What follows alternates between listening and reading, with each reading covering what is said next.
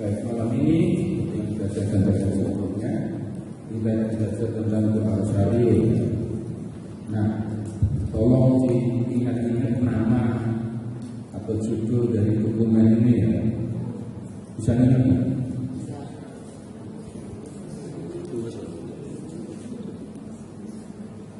Rosarium itu Rosarium,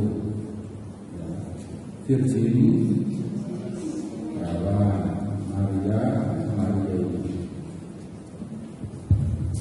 Jadi nanti kalau ada pembicaraan yang menyangkut tema yang kita diskusikan malam ini, tolong ya jangan pernah bilang kata Pak Seto. Tapi kita belajar bersama dari dokumen ini. Kemudian dokumen ini merupakan surat apostolik dari Paus Yohanes Paulus II, kepada Uskup Glarus Paul Beriman tentang Rosario Maria. Perhatikan tahunnya 2002. Sekarang tahun berapa? Jadi ini dokumen dikeluarkan 22 tahun yang lalu, tapi Bapak Ibu baru melihat hanya setelah 22 tahun. Tapi ini dokumen yang bisa dikatakan terkini berkaitan dengan Rosario. Sebelumnya ada, tapi ya ini saja. Karena sejauh saya memperhatikan,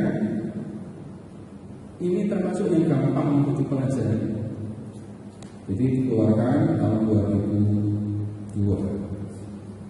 Lalu ini yang menerbitkan ini dokumen Departemen Dokumentasi dan Penerangan, biasanya kami manggilnya Dokter kali. Lumayan cepat diterbitkan Oktober 2002, terbit April 2003. Nah, kemudian tidak semua hal kita pelajari, tapi ada hal yang penting kita perhatikan. Bapak Ibu bisa download, bisa di-share, bisa digunakan untuk belajar bersama. Dan kalau nanti Bapak Ibu harus menyampaikan kepada siapapun mau di lingkungan atau dalam komunitas, Bapak Ibu sebut, tunjuk dokumennya. Jangan berbicara seolah-olah saya yang mencuci. Nanti akan ada banyak kekacauan kalau begitu caranya. Ini menulis ya. Ini kita lihat pengantarnya dulu ya. Ini dari dompet. Berikut ini kami sajikan dokumen surat apostolik Paus Yohanes Paulus II yang dikeluarkan pada tahun ke-25 masa kepausan, tepatnya di Vatikan 16 Oktober 2002, yaitu Rosario Virginis Mariae. Dalam pengantar suratnya, Bapak Paus mengajak seluruh umat beriman, baik itu para uskup, imam, biarawan-biarawati, dan segenap umat, baik lanjut usia maupun kaum muda, untuk menatap wajah Kristus bersama-sama dengan bundanya. Bapak Ibu perhatikan, menatap wajah Kristus itu ya.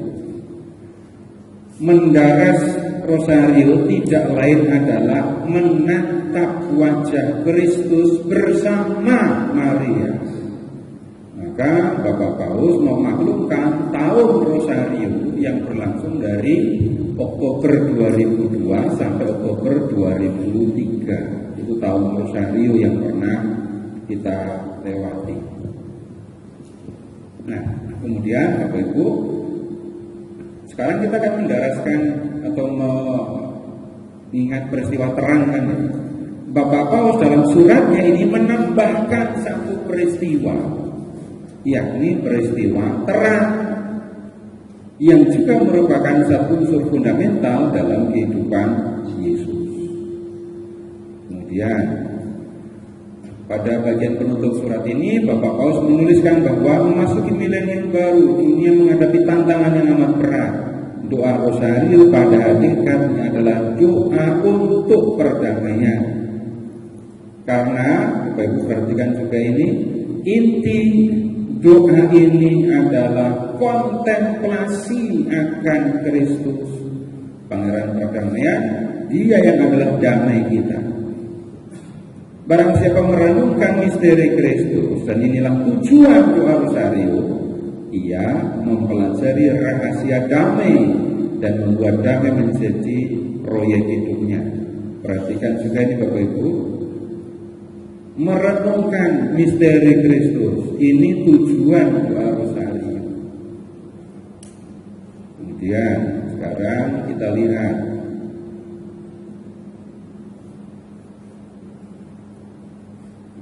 apa saja yang disampaikan. Ini ada pengantar, ada bab pertama, lalu bersama Maria merenungkan Kristus. Bab kedua, misteri Kristus, misteri bundanya. Lalu yang ketiga, bagiku hidup adalah Kristus. Ada bagian penutup, nanti ada orang tua dan anak-anak. Kita pelajari sejauh yang kita bisa pelajari ya, karena selebihnya bisa dibaca sendiri. Bapak Ibu, boleh juga kalau ada yang mau langsung download, langsung cari sendiri juga nggak apa-apa.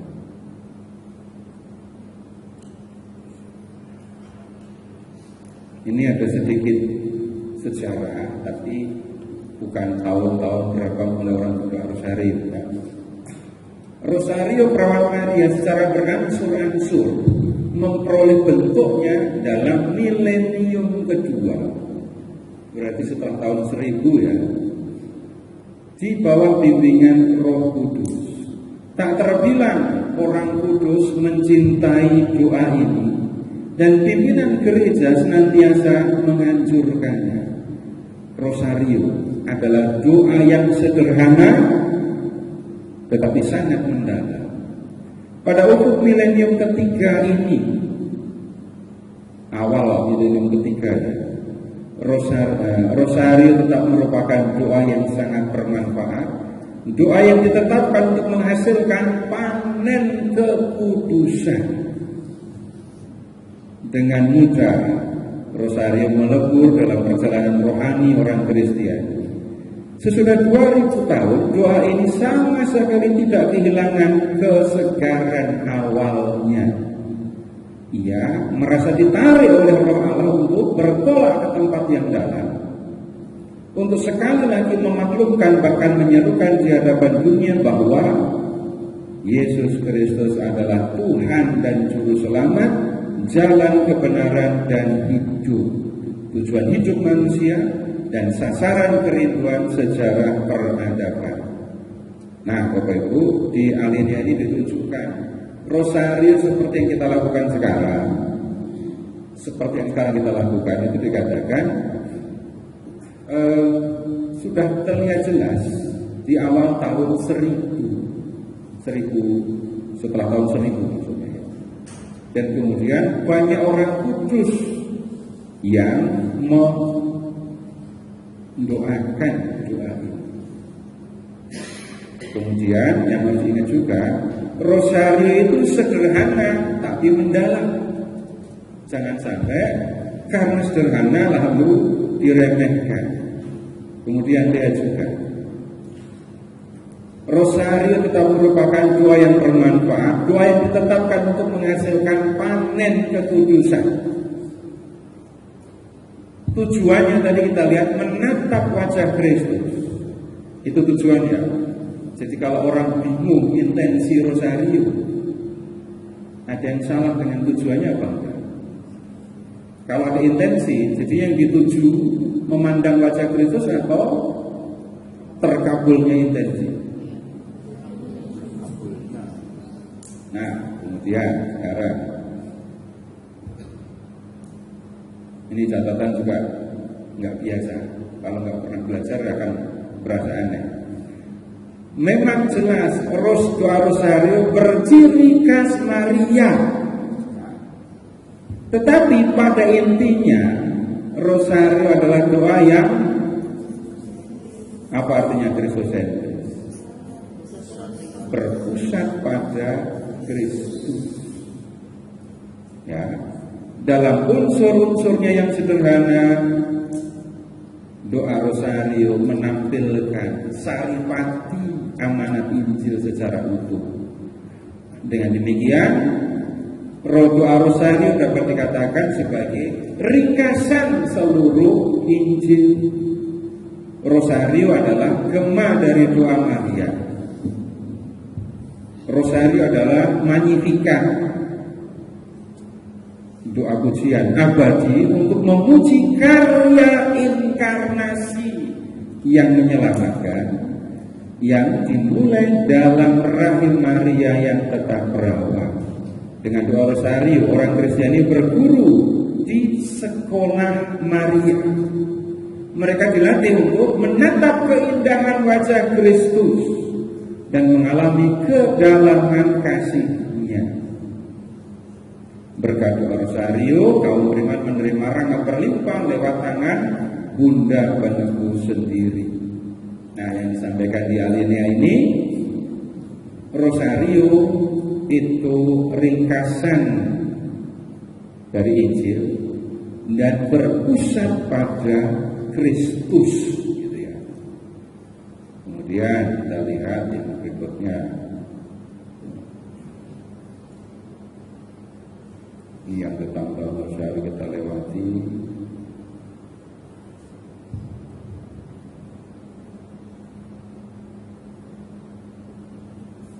Tinggalkan. Nah, ini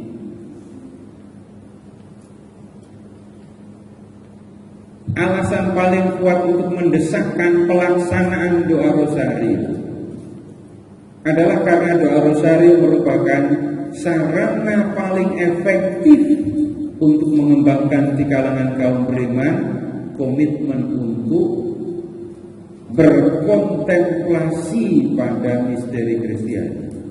Nanti akan ada keterangan-keterangan lebih lanjut mengenai kontemplasi.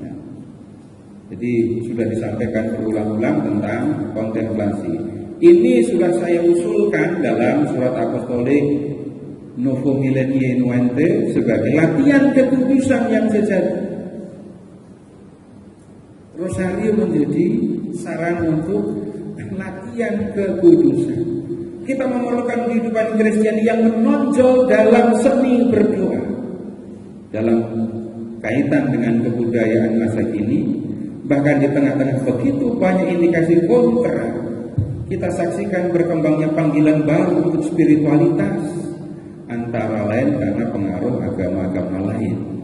Maka lebih mendesak daripada kapanpun kelompok-kelompok Kristiani hendaknya menjadi sekolah doa sejati.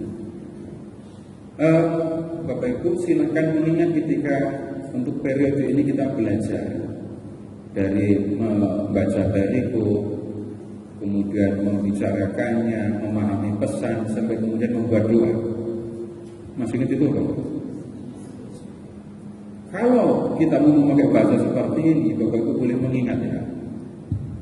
Waktu itu ketika Bapak Ibu membaca perikop kitab suci lalu membuat doa, ada nggak yang doanya minta supaya jualannya laku? Hah?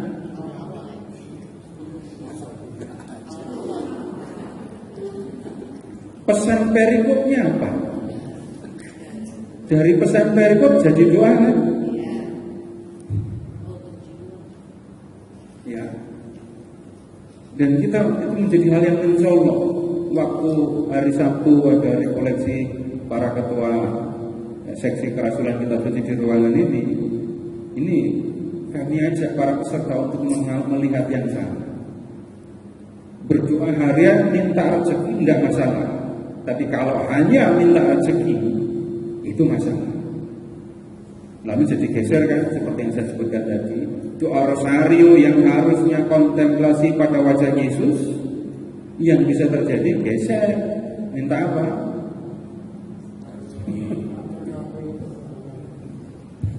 Ya begitu. Nah, sekarang menjadi perlu ini peringatan serius, di mana-mana perlu digerakkan supaya orang ini menggunakan komunitas sebagai salah satu sekolah untuk berdoa. Nah, doa rosario adalah salah satu tradisi kontemplasi Kristiani yang terbaik dan paling berharga. Kontemplasi lain. Rosario adalah doa meditatif yang khas. Doa ini dikembangkan di barat dan dapat dikatakan serasi dengan doa batin atau doa Yesus yang tumbuh subur di wilayah timur yang Kristiani. Kemudian lanjut kita konsentrasi kepada kontemplasi. Ini ya, bab 1. Bersama Maria merenungkan Kristus. Dalam praktek Bapak Ibu, yang seringkali jadi pusat dalam doa rosario, Maria atau Kristus? Dalam praktek seolah-olah Maria itu pusatnya, gitu kan? Tapi dalam dukungan ini malah justru ditunjukkan kita ini berdoa bersama Maria. Ini kita diajak untuk melihat penjelasan lebih lanjut tentang kontemplasi. Lalu Yesus berubah-ubah di depan mata mereka. Wajahnya bercahaya seperti matahari. Lukisan Injil mengenai perubahan rupa Yesus yang membuat ketiga rasul, Petrus, Yakobus, dan Yohanes terpesona karena keindahan wajah Sang Penebus, dapat dilihat sebagai gambaran kontemplasi Kristiani. Ingat peristiwa Yesus menampakkan kemuliaan itu ya.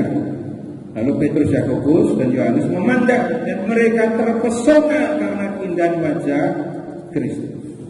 Nah, kayak gitu itu kontemplasi. Lebih lanjut, kontemplasi berarti menatap wajah Kristus, menyelami misterinya di tengah kejadian sehari-hari dan di tengah penderitaannya sebagai manusia, dan dari situ menangkap semara ilahi yang dinyatakan secara definitif dalam Tuhan yang bangkit, yang bertata mulia di sisi kanan Bapa. Kontemplasi seperti ini merupakan tugas setiap pengikut Kristus, dan karenanya juga tugas setiap orang dari kita. Dengan memandangi wajah Kristus, kita terbuka untuk menerima misteri Tritunggal, untuk mengalami kasih Bapa yang selalu membara, dan menikmati sukacita yang dibangkitkan oleh Roh Kudus. Nah, sekarang ini keterangan yang jelas tentang kontemplasi ya.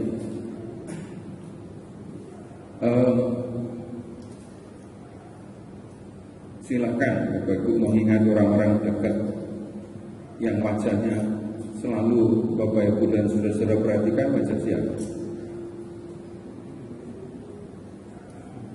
Terjawabannya macam-macam, anjing saya.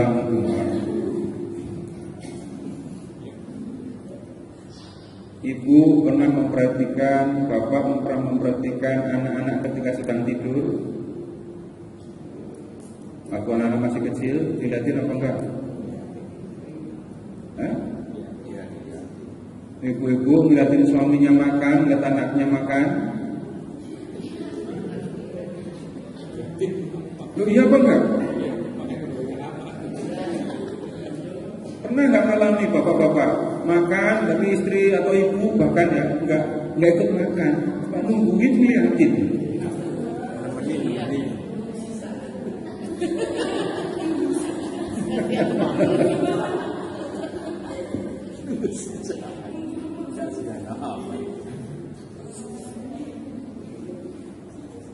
Nah, perhatikan kontemplasi itu memandang. Tadi Bapak Ibu pernah kan ya memandang tapi nggak pakai mata. Pernah melihat tanpa mata?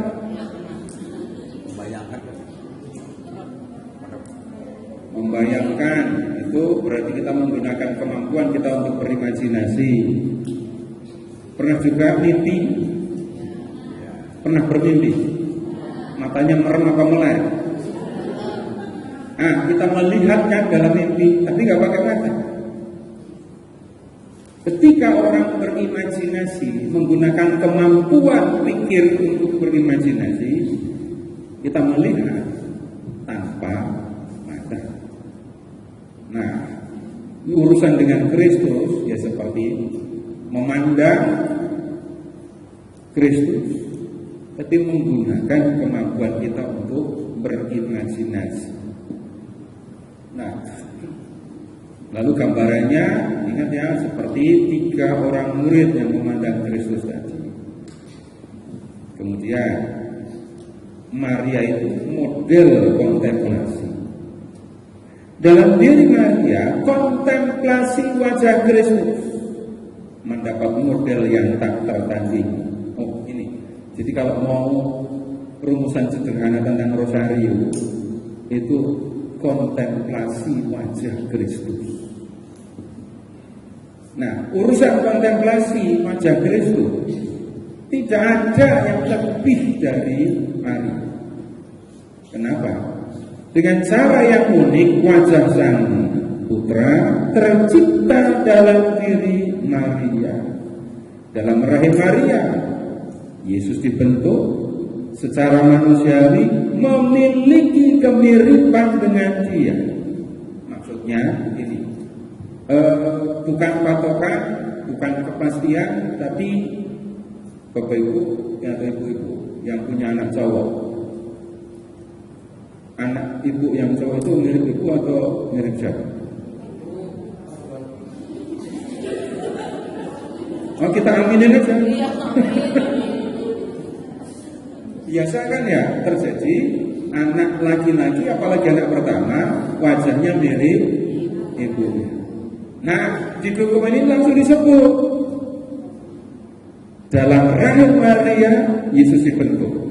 Terus secara manusiawi memiliki kemiripan dengan Dia.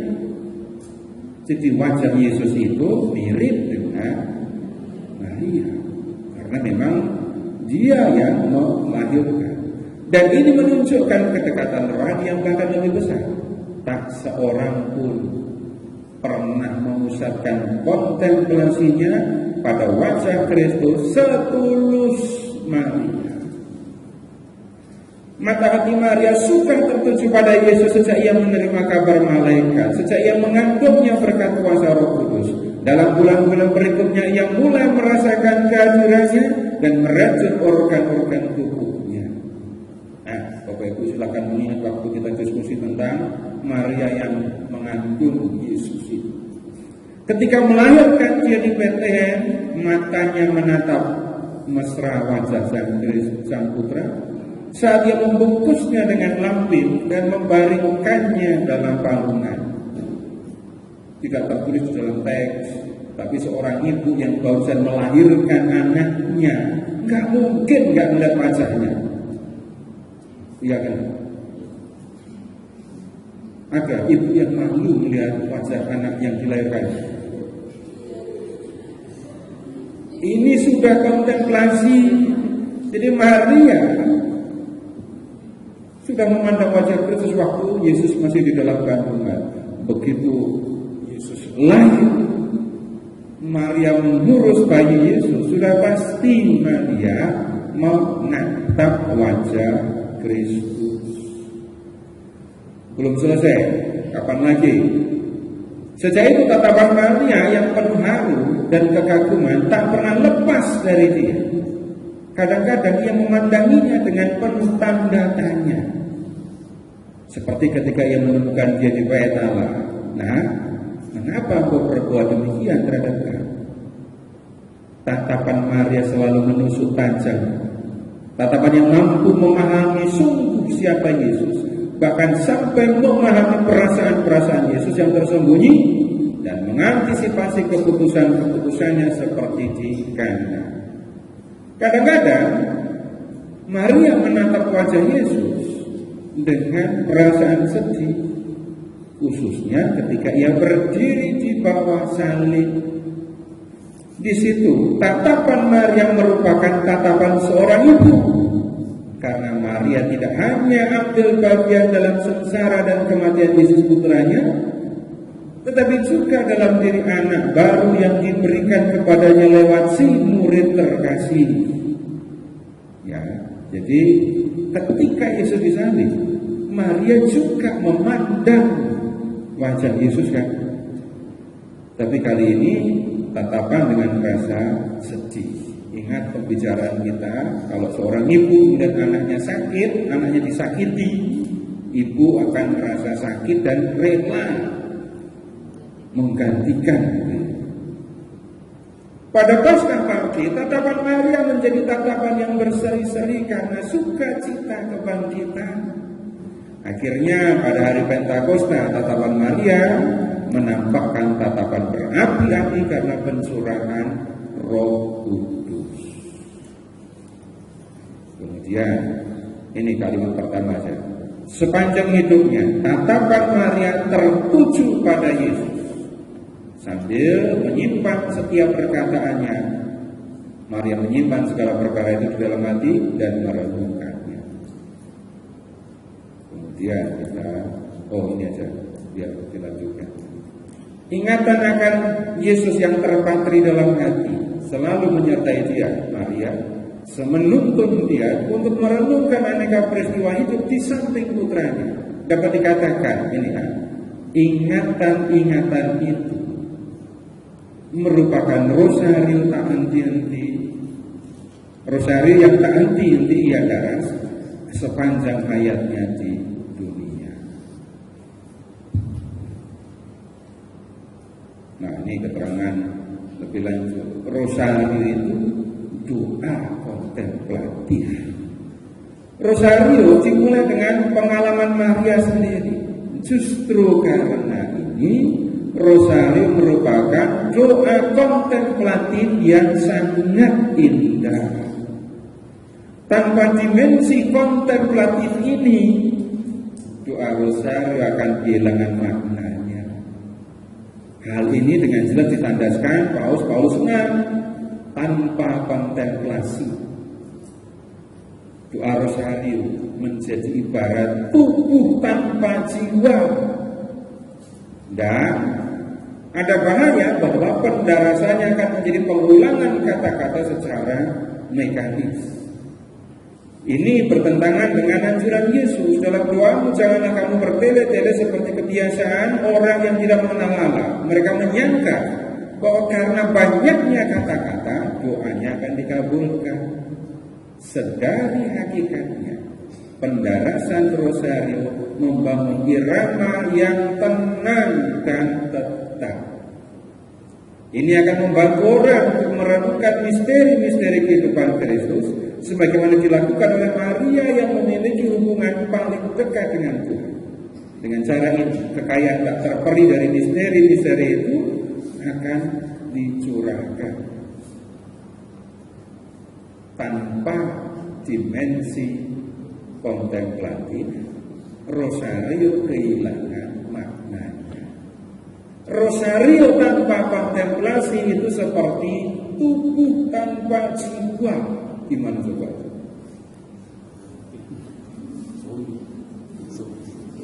Mati. Lalu kalau itu yang terjadi tanpa kontemplasi ya, maka kemudian Rosario bisa hanya menjadi pengulangan yang mekanis. Pokoknya targetnya selesai.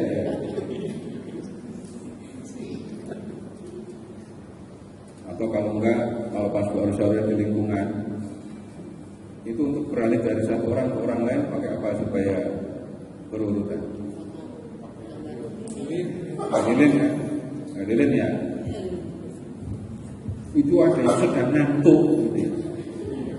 Pak Rosario ngantuk, tahu-tahu ada lilin di depannya, langsung bunyi kan? Tahu-tahu yang tadi itu sudah salah Maria ke situ.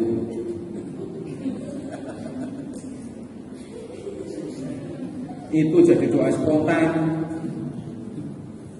berdoa. Begitu lihat lilin langsung berdoa. Nah itu baru spontan namanya. Tapi yang kita lakukan selama belajar ini itu bukan doa spontan, tapi doa yang dipersiapkan. Kemudian kalau nggak hati-hati, ini nanti seperti yang negatif yang diperingatkan Yesus ya. Jangan kalau kamu berdoa jangan bertele-tele. Bertele-tele itu yang seperti apa? Menyangka, berpikir banyaknya kata-kata itu akan membuat doanya dikabulkan. Itu orang-orang yang tidak mengenal Allah begitu. Mereka menyangka bahwa karena banyaknya kata-kata doa dikabulkan. Semakin banyak kata-kata diucapkan, semakin besar kemungkinan terkabul. Itu yang salah. Pernah, mungkin juga masih ada pemahaman yang keliru tentang rosario. Yang menjadi penting itu seolah-olah intensinya. Yang pernah terjadi, satu kali rosario intensinya berapa? 5 ya. Jadi seolah-olah satu intensi didorong oleh 10 salam Maria. Itu bisa terjadi dan pernah terjadi. Dan kalau nggak belajar akan terus terjadi. Tapi bukan seperti itu doa rosario yang dimaksudkan. Rosario itu doa kontemplatif, mulut mengucapkan salam Maria, tapi hati dan pikiran tertuju memandang Kristus. Nah, kemudian pendarasan rosario membangun irama yang tenang dan tetap. Jadi nggak ada berapa salam Maria per menit. Kecepatannya berapa? Biasanya gini, rosario yang normal pribadi, satu rosario itu perlu berapa menit? Dari awal sampai akhir sekitar 30 menit. Karena mau cepat-cepat jadikan 10 menit.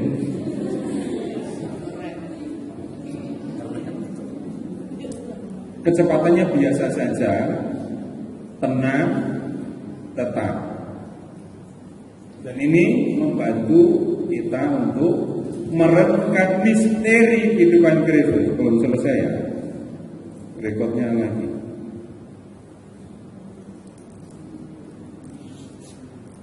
Bersama Maria mengenang Kristus. Kontemplasi Maria pertama-tama adalah mengenang. Kita perlu memahami kata ini secara alkitabiah. Menurut Alkitab, mengenang ini kata Ibrani ya, bukan kata Indonesia. Berarti menghadirkan karya-karya yang dilaksanakan Allah dalam sejarah keselamatan.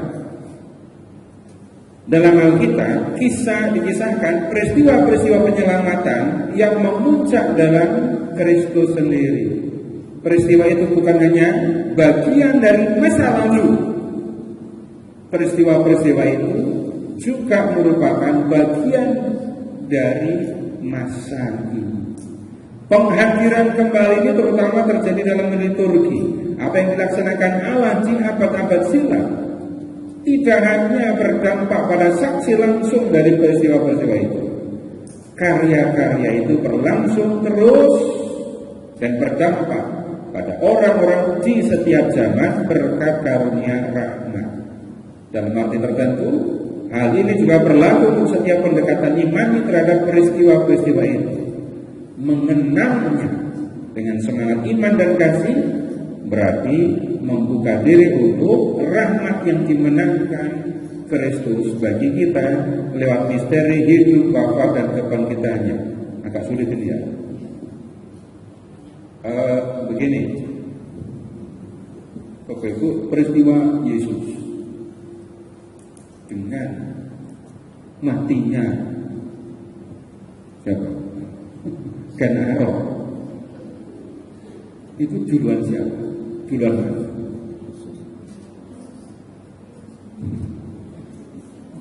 Kalau peristiwa sejarah, duluan siapa?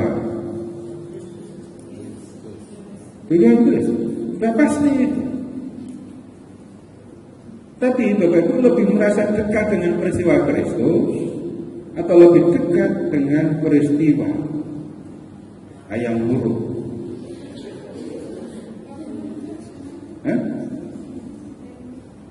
Kenapa?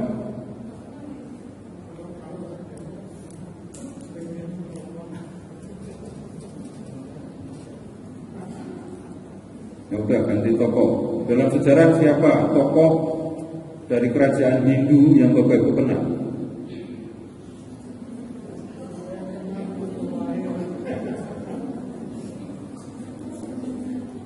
Mulawarman, Purnawarman,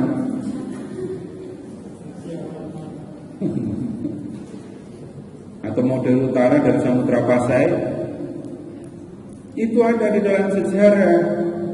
Tapi peristiwa sejarah itu tidak pernah kita kenang. Mengenangkan itu begini, bukan kita masuk ke dunia zaman Yesus dulu, tapi peristiwa Yesus itu dihadirkan di depan kita sehingga kita bisa memandangnya. Bapak Ibu, walaupun belum pernah ke Nazaret, atau saya pernah ke Nazaret? Saya sih sudah, tapi kan sama saja ujungnya. Belum pernah ke Nazaret. Tapi peristiwa di Nazaret, belum pernah ke Bethlehem. Tapi peristiwa di Bethlehem itu dekat dengan kita. Kenapa? Minimal setiap Natal, peristiwa lahirnya Yesus di kandang itu dihadirkan di depan kita. Maka kemudian kalau pas Natal, di dalam gereja ada kandang, walaupun nggak bau ya. Ada kandang. Kenapa kandang dimasukkan dalam gereja? Karena ini mengenang itu peristiwa masa lampau dihadirkan di depan kita. Biarpun Bapak Ibu sudah pernah pergi ke Golgota, ya, nggak akan Bapak Ibu pergi ke Golgota langsung lihat peristiwa Yesus yang di sana, karena wujudnya sudah beda dengan waktu zaman Yesus. Tapi ingat Bapak Ibu, waktu Jumat Agung, apa yang Bapak Ibu lakukan di Jumat Agung? Mendengarkan pasio kan? Nanti apa Pak? Nah, ketika pasio itu dinyanyikan, peristiwa sengsara dan kematian Yesus itu dihadirkan di hadapan kita, sehingga kita bisa memandang peristiwa itu. Ingat, memandangnya bukan pakai mata, tapi pakai imajinasi yang melibatkan hati. Nah, kemudian menjadi lebih jelas, tapi ini konteksnya agak berbeda. Waktu jalan salib, waktu jalan salib, peristiwa itu, peristiwa Yesus yang mengalami sengsara itu dihadirkan. Sehingga kalau pas jalan salib itu ada yang menangis apa enggak? Ada. Itu kenapa kok nangis?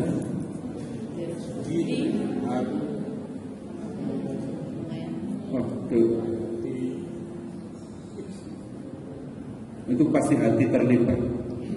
Kecuali cuman karena tahu sandalnya hilang, aku nangis, itu urusannya beda. Ketika orang menangis, berarti hati terlibat di situ. Tiba-tiba Yesus datang, ngapain kamu nangis? Jangan tangisi aku, tangisi dirimu sendiri dan anak-anakmu, gitu kan. Nah, itu menghadirkan peristiwa masa lampau. Peristiwa tentang karya Allah di masa lampau dihadirkan di depan kita.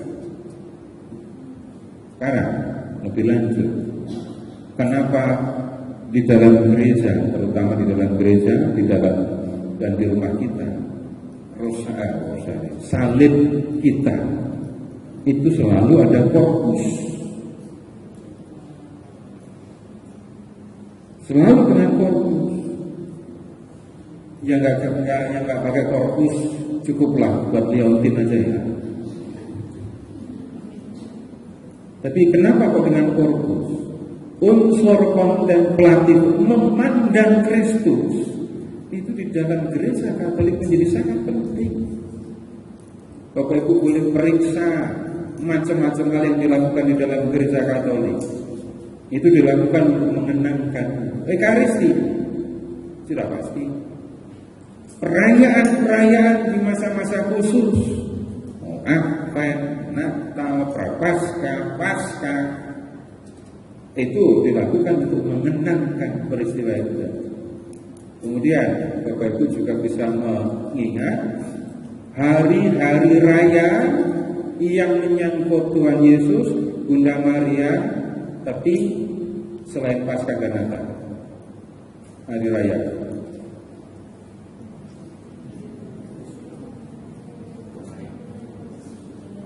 Kalau yang di bulan Januari, awal Januari,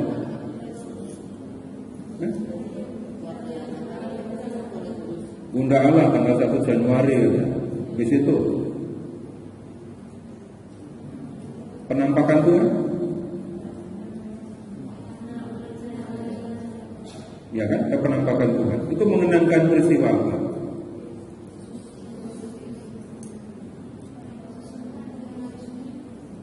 Yesus menampakkan diri tapi kepada 3 orang Majus yang datang. Kemudian itu ya cukup kan ya menjadi contoh. Kontemplasi itu pertama-tama mengenang itu ngapain? Menghadirkan peristiwa Tuhan di masa lampau sehingga kita bisa memandangnya. Kelihatannya soal sederhana Bapak Ibu, tetapi ya dikatakan karya-karya itu berlangsung terus dan berdampak pada orang-orang di setiap zaman berkat karunia rahmat. Kalau kita melakukan itu semua, memandang Kristus terus dengan cara begini, Bapak Ibu akan dikatakan menerima rahmat. Rahmatnya itu apa? Urusannya balik lagi ke kekudusan. Nanti kita lihat lebih lanjut.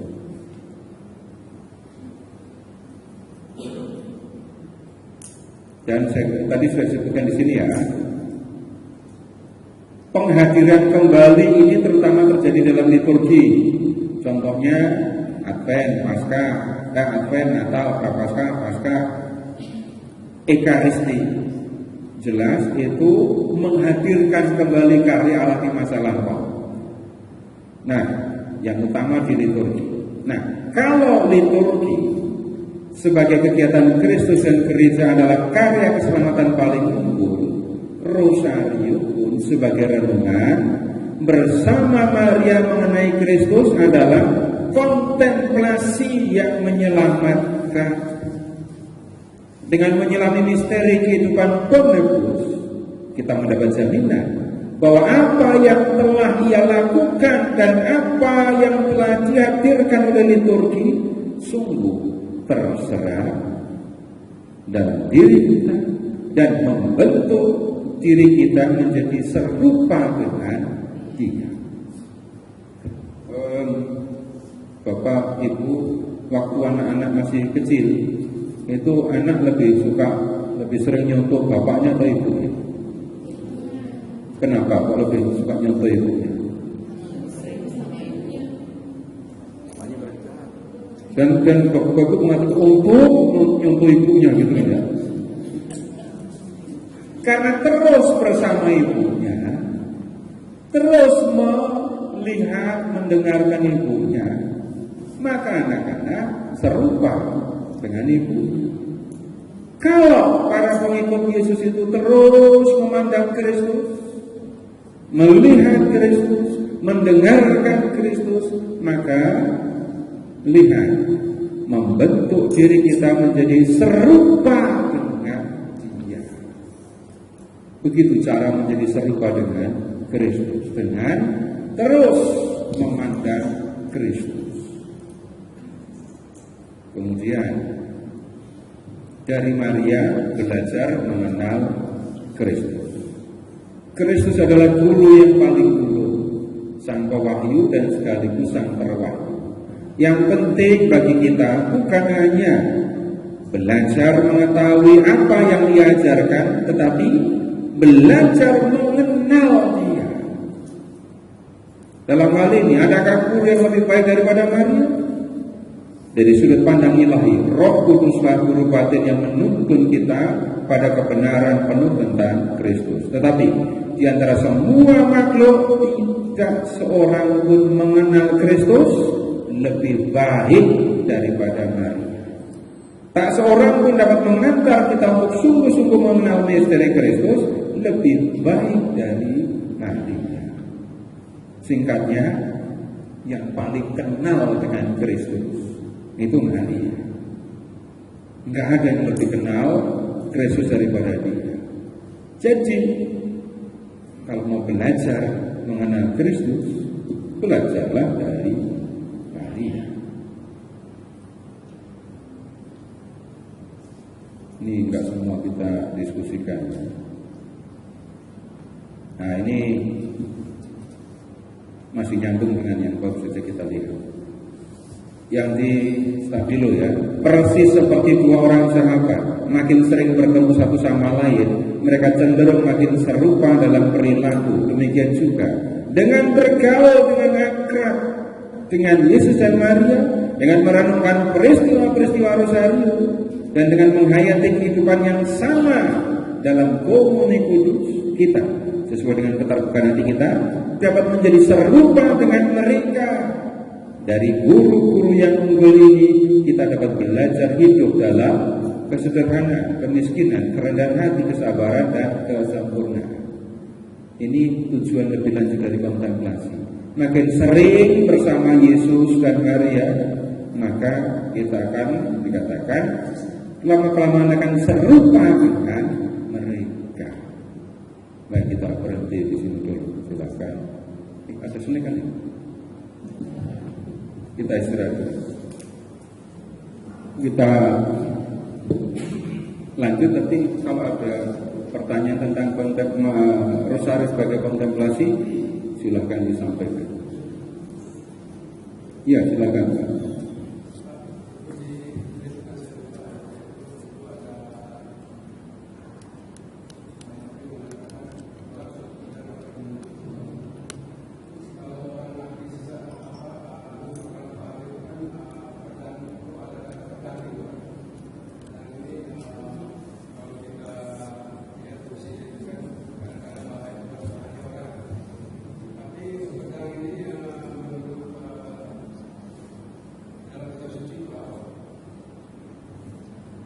Ini enggak ada hubungannya dengan kontemplasi tadi ya. Ya, jadi jangan dicampur maksud saya. Silahkan membuka Injil Lukas bab berapa itu Yesus dipersembahkan di ibadah.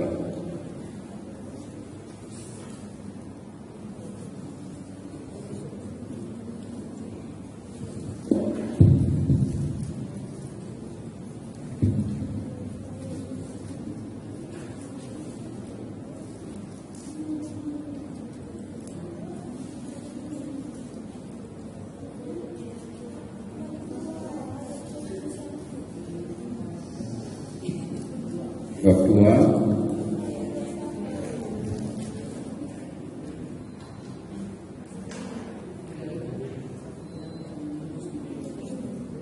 Jadi Maria dan Yusuf membawakan anak-anak Yesus ke bait Allah kan ya. Lalu ketemu dengan Simeon. Ayat 25 itu Simeon. Kemudian ayat 34, Simeon memberkati mereka. Siapa mereka itu? 33 aja. Bapa serta ibunya matiran akan segala apa yang dikatakan tentang dia. Lalu Simeon memberkati mereka dan berkata kepada Maria, ibu anak itu. Nah, Sesungguhnya anak ini ditentukan untuk menjatuhkan atau membangkitkan banyak orang Israel dan untuk menjadi suatu tanda yang menimbulkan perbantahan, dan suatu pedang akan menembus jiwamu sendiri supaya menjadi nyata pikiran hati banyak orang.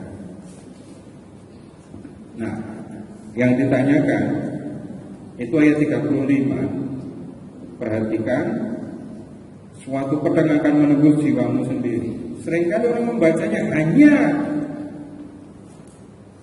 ini frasa itu atau ya klausa ini. Tapi coba baca lengkap, baca bersama lengkap ya dari sesungguhnya.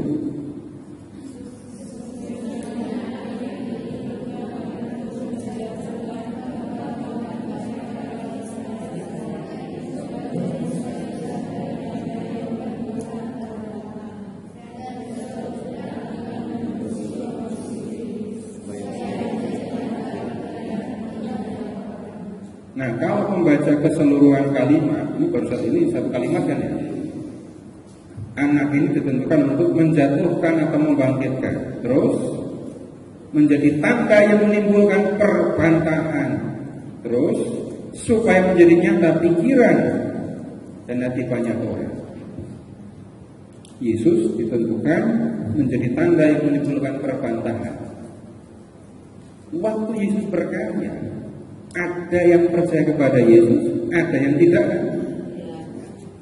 Yesus membawa pemisahan.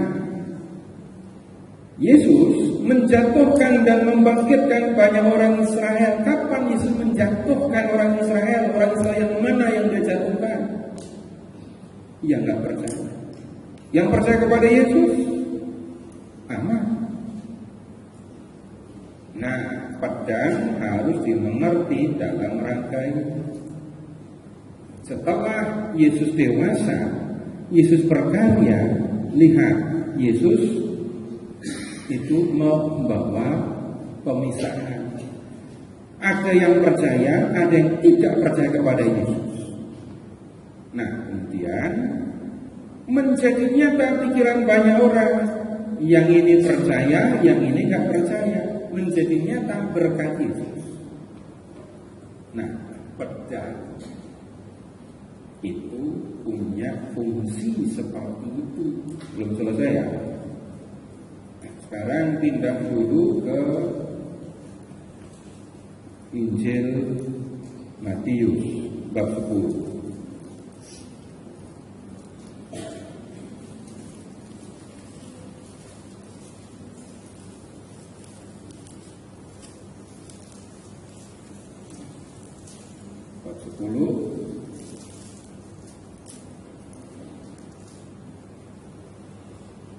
Lihat ke ayat 21.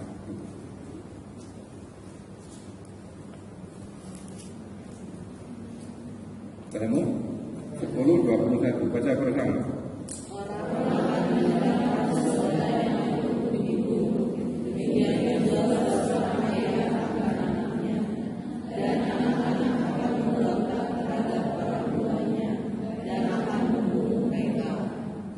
Di situ kita menemukan pemisahan juga.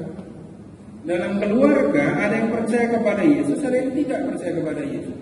Lebih terang lagi, baca bersama ayat 34 dan 30 sampai dengan 36.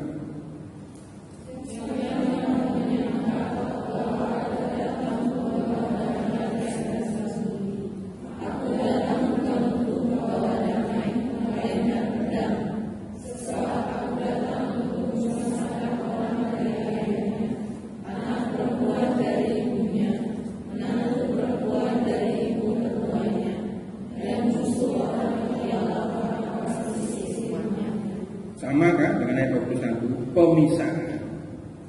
Dalam satu keluarga akan ada yang percaya dan ada yang tidak percaya kepada Yesus.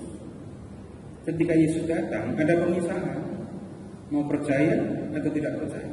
Ada yang percaya, ada yang tidak percaya. Nah, situasi seperti itulah Bapak Ibu yang dikatakan, aku datang membawa pedang yang berfungsi untuk membelah, memisahkan ada kanan dan kiri. Nah, kalau dikatakan pedang menembus jiwa Maria, maka Bapak Ibu, kita perlu mengingatnya dalam rangka Yesus datang membawa pemisahan. Kalau urusan pemisahan yang percaya dan tidak percaya kepada Yesus, Maria masuk kategori yang percaya atau tidak percaya? Yang percaya. Tapi percayanya Maria kepada Yesus, apakah soal sederhana, soal gampang? Tidak. Sejak malaikat memberitahu kepada Maria bahwa dia akan mengandung dan melahirkan anak Allah, sampai dengan Yesus mati di kayu salib, Maria terbukti, ya, ibarat waktu itu berhadapan dengan pedang, Maria masuk dalam kelompok yang percaya, bahkan bisa dikatakan paling percaya gitu. Nah, kalau membacanya dengan konteks seperti ini, maksudnya seperti itu. Yang seringkali terjadi, ayat 34 sampai 35 enggak dibaca utuh, hanya dibaca suatu pedang akan menembus jiwamu sendiri, pedang menembus penderitaan. Nah, begitu jadi. Itu yang seringkali terjadi. Karena pedang lalu menembus jiwa, lalu ngomongnya penderitaan Maria karena ini dan itu. Jadi model saya sampaikan, model pembacaan yang biasanya dilakukan hanya mengatakan suatu pedang menembus jiwa sendiri, lalu mikir pedang itu penderitaan. Tapi kemudian kalau kita lihat satu kalimat saja, lalu cari kata pedang di dalam Injil Lukas ini tadi, pedang, konteks menunjukkan ayat 34 dan 35 itu ngomong pemisahan oleh Yesus. Ketemu tema yang sama di Injil Matius bab 10 yang jelas juga menggunakan kata pedang. Baik, bisa dipahami? Bisa diterima? Belum tentu, karena sudah lama nyangkut di kepala kita. Namanya pedang menembus itu penderitaan. Padahal yang dimaksudkan, lihat, datangnya Yesus itu membawa pemisahan. Ada yang percaya dan tidak percaya. Maria gak luput dari itu. Jadi Maria masuk kelompok orang yang percaya kepada Yesus. Nah, begitu Pak. Pikirkan dulu. Jadi sekali lagi yang ada di kepala kita, pembacaan yang pertama tadi kan, saya bisa baca pikiran Bapak dari sini. Tapi kemudian itu membacanya hanya satu klausa di tengah, bahkan kalimat lengkapnya belum dibaca. Tapi kita membaca lengkap kalimatnya, oh ini bicaranya kan pemisahan. Nah kemudian kita lihat lebih lanjut, Maria enggak luput dari itu. Dan lebih lanjut, Maria percaya. Lebih lanjut lagi, Maria menjadi contoh orang yang percaya. Ya, pertimbangkan dulu. Ya, silakan. Saya belum mengerti tentang Rosario adalah wanita Injil yang berpusat pada Kristus. Itu nanti kita akan menemukan ini peristiwa-peristiwa. Jadi yang dimaksudkan kontemplasi dan memandang wajah Yesus itu, Bapak Ibu saudara ingat saja peristiwa-peristiwa. Mulai dari tolong sebutkan dulu ya.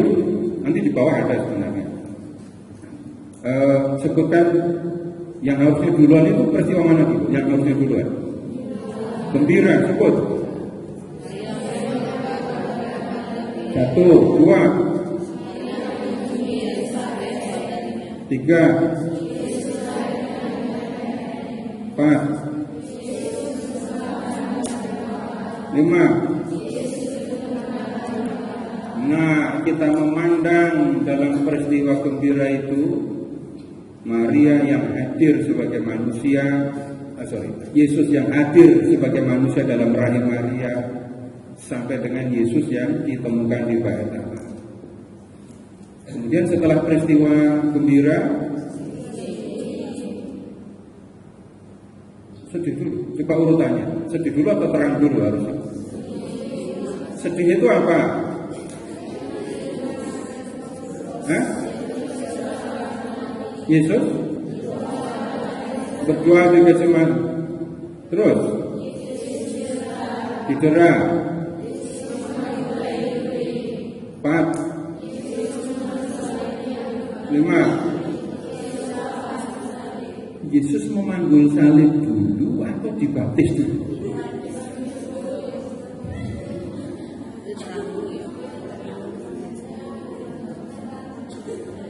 Jadi dibaptis dulu atau disalib?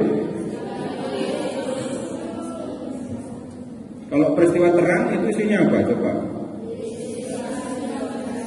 Terus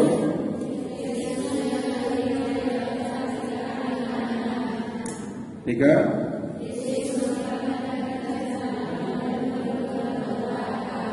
4, 5. Jadi mana duluan? Terang atau sedih? Nah, lihat ya, dalam peristiwa terang kita memandang Yesus dalam peristiwa-peristiwa itu. Kemudian dalam peristiwa sedih, ya kita memandang. Nah, baru kemudian terakhir peristiwa mulia. Ya, kalau peristiwa mulia 2, 3, 4. Yang angkat siapa? Maria diangkat ke surga. Yang angkat siapa? Maria.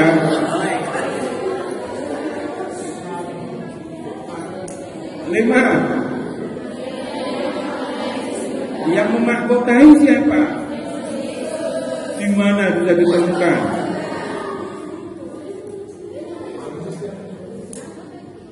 Nah, yang dimaksudkan dengan saripati atau inti atau yang utama di dalam Injil, karena di dalam rosario itu kita mengenakan peristiwa-peristiwa yang menunjukkan ya peristiwa-peristiwa penting yang dialami, yang dilakukan oleh Tuhan Yesus. Jadi yang direnungkan peristiwa, yang dipandang peristiwa, bukan ayat. Kamu telah mendengar firman, mata ganti mata, gigi ganti gigi, nggak ada di peristiwa rosario. Nggak ada. Jadi peristiwa yang disebut dan direnungkan dalam rosario bisa dikatakan itu yang penting-penting, lebih penting daripada yang lain. Enggak ada peristiwa yang lain kemudian Yesus berkunjung ke rumah Marta, enggak ada kan? Atau Yesus datang ke rumah Zakius. Bukan yang utama, tapi yang utama itu justru yang disebut di dalam rosario ya seperti ini. Begitu. Ada lagi ya. Kalau umat sekarang kalau misalnya saya sering berdoa tiap hari berdoa rosario, tapi dengan seperti yang nomor 16 itu, mintalah maka akan diberikan. Belum sampai ke sini. Enggak kan? Saya itu kan punya wujud atau punya keinginan. Nah, saya dorong doa rosario terus. Saya itu akan mengerti nggak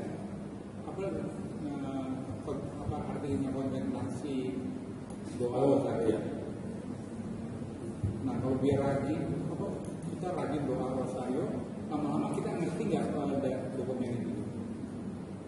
Ya, Bapak Ibu sudah sekian lama berdoa rosario, pernah ketemu dokumen ini? Belum. Sekarang sudah. Ya, itu Bapak Ibu menemukan atau saya sediain? Kasih tahu. Ini bukan nemu kan? Ada yang kasih tahu. Nah, kemudian begini, Di dalam gereja Katolik harus diakui ya, ada yang baik, sangat baik dan harus dilakukan dalam praktek kehidupan. Tetapi juga ada tampaknya baik, tapi ternyata ada yang perlu dikoreksi. Yang seringkali saya jadikan contoh itu sikap saya berbuat baik supaya saya masuk surga. Kita mengatakan nah, itu bukan pemahaman Katolik. Dan itu perlu dikoreksi. Iya, perlu.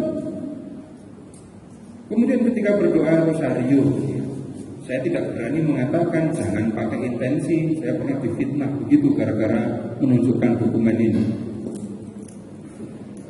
Jadi dikiranya saya melarang orang untuk intensi, itu bukan urusan saya. Tapi yang menjadi penting nomor satu, saya paham rosario itu apa. Kita diajari rosario dari kecil. Dan Bapak Ibu, saya tanya sama Bapak sama Ibu, yang waktu kecil sudah rosario pribadi, waktu itu sudah ada intensi atau belum? Enggak. Tapi yang ada senang doa rosario, itu yang jadi penting. Kalau nggak hati-hati, senangnya hilang, modusnya yang hidup. Jadi bukan pikirannya seolah-olah itu tadi yang diingatkan. Jangan sampai bertele-tele, seolah-olah dengan mengucapkan banyak salam Maria lalu doa saya akan dikabulkan. Nah kemudian begini, lebih lanjut ya. Ini habis ini kita akan melihat berdoa bersama Maria, berdoa kepada Kristus. Itu tunggu dulu ya. Yang juga perlu mendapatkan perhatian berkaitan dengan hal ini itu begini, lebih penting mana, Tuhan atau pemberian Tuhan? Gak mungkin Bapak itu salah memilih, ya kan? Kalau nggak percaya tanya sama suster, ya kan? Itu jadi suster itu nyari apa? Minta apa kepada Tuhan?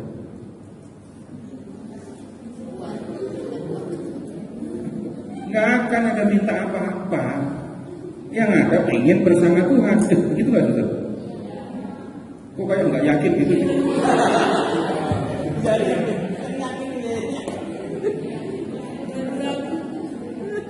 Yang menjadi utama untuk orang yang mengikuti Yesus itu adalah bersama dengan Tuhan. Bukan seolah-olah saya mengucapkan kalimat-kalimat ini supaya mendapatkan sesuatu. Tuhan nggak begitu penting, tapi yang penting adalah pemberian. Di situ orang persis harus waspada berkaitan dengan mengikuti Yesus. Jadi menjaga bersama dengan Yesus, memandang Yesus itu yang utama. Kalau kehilangan itu, Bapak Ibu tahu bedanya rosario dengan mantra. Mantra. Ada yang punya mantra enggak?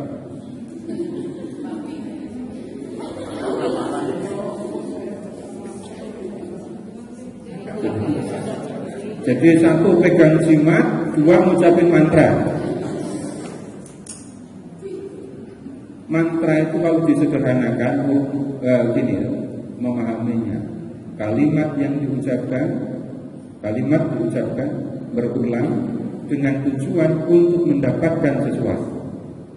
Enggak peduli yang ngasih siapa. Sedangkan doa rosario yang utama itu adalah memandang Kristus bersama dengan Kristus. Akan dapat apa? Bukan soal materi nomor satu yang akan didapatkan, tapi kebersamaan dengan Tuhan itu jadi yang utama. Nah, kalau ini yang terjadi, Bapak Ibu, begini, kalau doa rosario seperti yang saya sampaikan di awal, itu pakai lagu selingan, Tuhan. Pasti malah Selingan itu tujuannya untuk apa?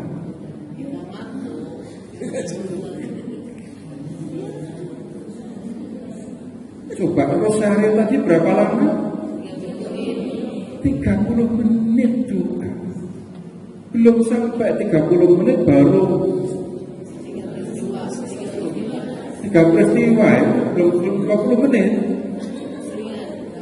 Lalu ada selingan. Tujuannya untuk apa selingan? Ya pujian maksudnya buat Enggak cuci muka.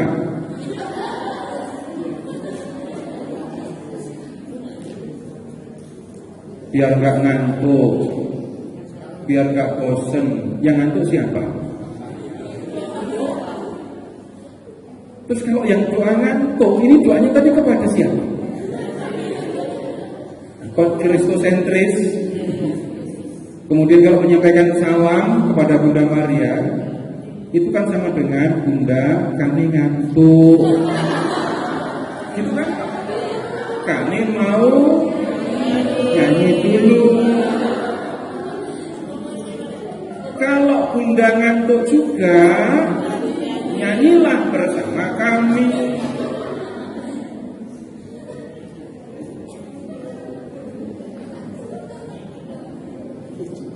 Selingan itu, namanya selingan itu urusannya bukan soal ngantuk sebenarnya. Selingan itu biar gak bosen. Coba sekarang kalimatnya dibuat kalimat lengkap. Bunda, kami bosan, kami mau nyanyi dulu. Kalau Bunda juga bosan dengerin kami,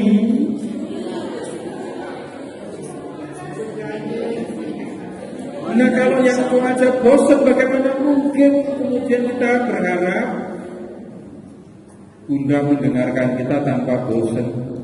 Ada yang aneh di situ. Kenapa kok orang bisa jadi bosan? Kenapa orang bisa bosan? Sekarang begini ya, pakai hitungan yang wajar tadi ya. Ini saya bicaranya lebih luas, jadi nggak hanya menanggapi pertanyaan Pak Selamat saja, tapi secara lebih luas. Sudah tahu kan, paling kita berdua sendiri, berdoa itu setengah jam.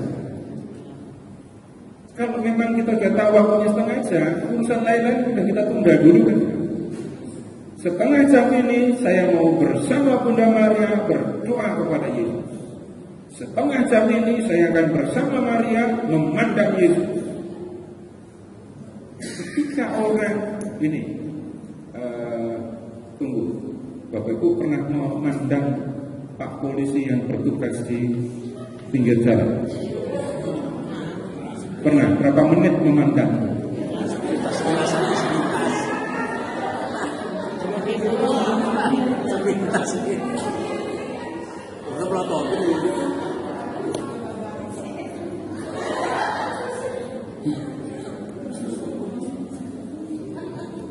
Maksud saya begini, kalau kita memandang pribadi yang saya kagumi, saya mengasihi dia dan dia pun mengasihi saya, tuh memandangnya bukan enggak cuma pakai mata saja kan ya, hati pun ikut terlibatkan ya. Berikutnya lagi, Bapak Ibu pernah kangen apa enggak sama seseorang, entah siapa? Selain kangen sama si ayah, kangen siapa lagi? Sekarang begini, pernah enggak Bapak Ibu kangen, terus habis itu mengatakan, saya bosen kangen sama kamu? Kan kata ini, dua kata ini nggak pernah muncul bareng kan ya? Bosen kangen. Pernah nggak mengucapkan seumur hidup? Pernah nggak mengucapkan saya bosen kangen?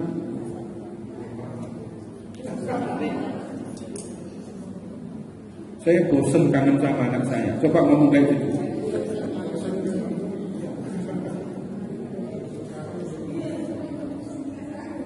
Kenapa kangen itu nggak ada bosennya? Hal yang melibatkan hati, rasa, itu nggak bisa disuruh. Silakan nangis semua sekarang.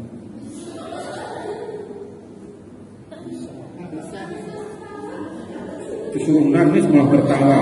Malah begitu jadinya kan.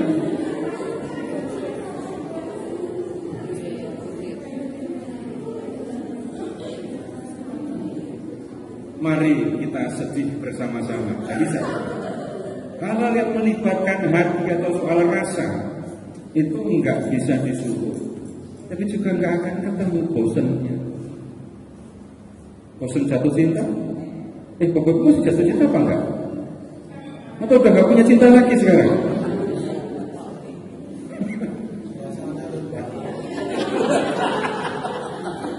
Kembali lagi, kalau saya itu berdoa rosario, hati terlibat, pikiran terlibat, membayangkan, kemudian hati terlibat karena ada relasi saya dengan Bunda Maria, saya dengan Tuhan Yesus, nggak akan ada urusan bosan. Tapi tanpa itu, ini intensi nggak pernah dikabulkan, ngapain doa lagi? Ada yang pernah gitu apa enggak? Tuh pernah. Nggak apa-apa, apa adanya. Dan kemudian ada yang aneh lagi, waktu kecil itu diajari rosario tanpa intensi. Dan udah gede kok pada pakai intensi. Tapi kalau ditanya siapa yang ngajari pasti nggak tahu. Ikutan tahu-tahu ada di dalam gereja, tahu-tahu kok pada kayak gini. Dan boleh periksa Bapak Ibu, intensi itu ya, kaitannya materi atau rohani, raga atau jiwa.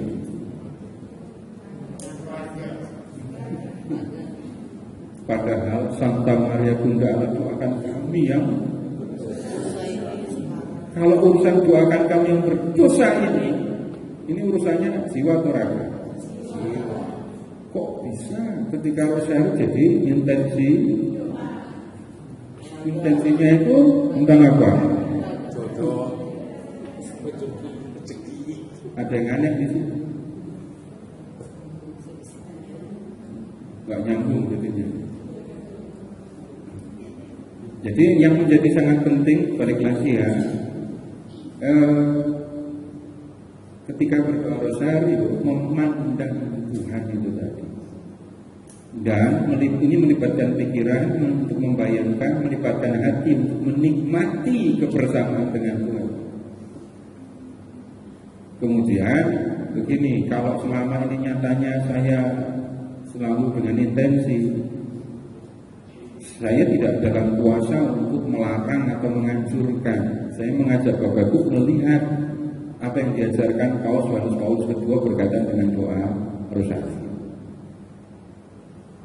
Yang bisa terjadi orang minta, jadi rosario jadi sarana untuk meminta, tapi lupa atau nggak tahu sebenarnya rosario itu untuk apa. Kalau sudah punya Tuhan, Bapak Ibu perlu apa lagi? Yang lebih penting mana? Tuhan atau pemberian Tuhan itu tadi?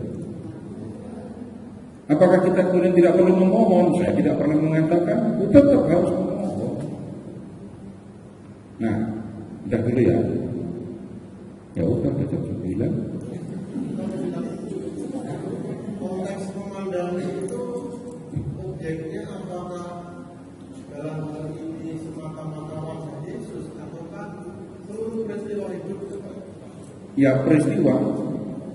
Kalau tidak hati-hati hanya sekedar lebih memandang foto atau gambarnya saja, tapi enggak harus dibaca secara keseluruhan, maka ada intisari Injil, ada peristiwa, tidak. Jadi, ia tetap akan memperhatikan wajah Yesus waktu lahir, dengan wajah Yesus waktu disalib, wajah Yesus ketika ini mewartakan kerajaan Allah dan pertobatan, menyerukan pertobatan. Wajahnya gimana? Tuhan Yesus kalau ngajar gimana? Kemudian ketika Tuhan Yesus menetapkan Ekaristi, wajahnya gimana? Ketika Yesus mewartakan kerajaan Allah, nggak mungkin. Oh, nggak mungkin. Kalau sampai orang itu banyak ngumpul, dengerin, anak-anak pun datang, wajah Yesus gimana? Ya, wajah Yesus kalau udah jam 9 gimana? Ya, kita masih lanjutkan di pertemuan yang berikutnya. Mari kita berdoa dalam nama Bapa dan Putra dan Roh Kudus. Allah yang Bapa yang Maha Kasih, kami bersyukur kepada malam hari ini kami telah belajar tentang Rosario.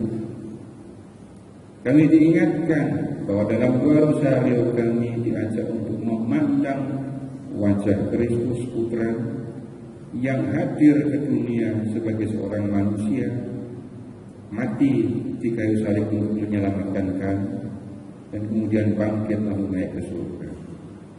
Bapa yang Maha Kasih, bantulah kami agar dengan memandang wajah Kristus kami menjadi serupa dengan Dia, karena kami telah lama mengikuti Dia. Tolonglah kami ya Bapa, agar kami dapat mengikuti anjuran yang kami terima untuk berdoa rosario, untuk memandang wajah Putramu dan menjadi serupa dengan Dia.